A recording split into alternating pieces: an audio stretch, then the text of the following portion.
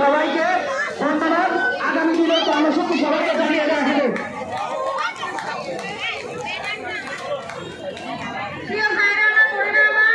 আমাদের এই দেশকে যেমন 52 স্বাধীন হয়েছিল, 71 মুক্তিযুদ্ধে স্বাধীন হয়েছিল, তেমনি আমাদের এই দেশের মেধাকে উজ্জীবিত করতে হবে, মেধাকে বাঁচতে দিতে হবে। প্রত্যেক ছাত্রকে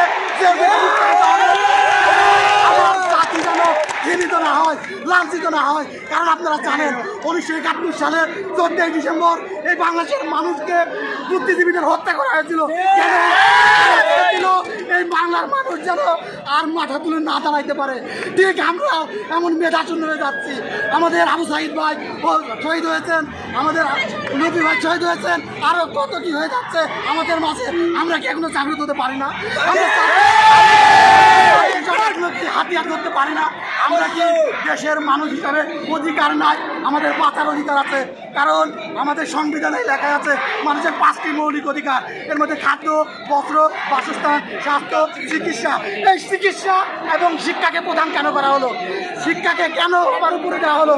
আর যদি এই শিক্ষার্থীর উপরে গুলি করা হয়, তাদের যদি জেলেবন্দি করা হয়, তাহলে আমরা একদিন নিঃস্ব হয়ে যাব। এ জাতি মাথা বাড়বে, এ জাতি মানুষের দ্বারে দ্বারে গিয়ে লাঞ্ছনা বঞ্চনা করবে। আজ আমাদের উচিত প্রত্যেক শিক্ষার্থীর পাশে প্রত্যেক অভিভাবকের এসে দাঁড়ানো দরকার। প্রত্যেক মানুষ, ছাত্র সমাজ, শিক্ষিত সমাজ, শিল্পী সমাজ, নাট্যকার, কবি, সুরকার, লেখক এবং সাংবাদিক প্রত্যেককে আপনার এখানে এসে দাঁড় করতে হবে। তাই আমি সবাইকে আমাদের সাথে আসুন, আমাদের অধিকার মেনে নেন এবং আমাদের সংবিধানে লেখা আছে মানুষের 5টি মৌলিক অধিকার। এর মধ্যে খাদ্য, বস্ত্র, বাসস্থান, স্বাস্থ্য, চিকিৎসা। এই চিকিৎসা এবং শিক্ষাকে প্রধান কেন করা হলো?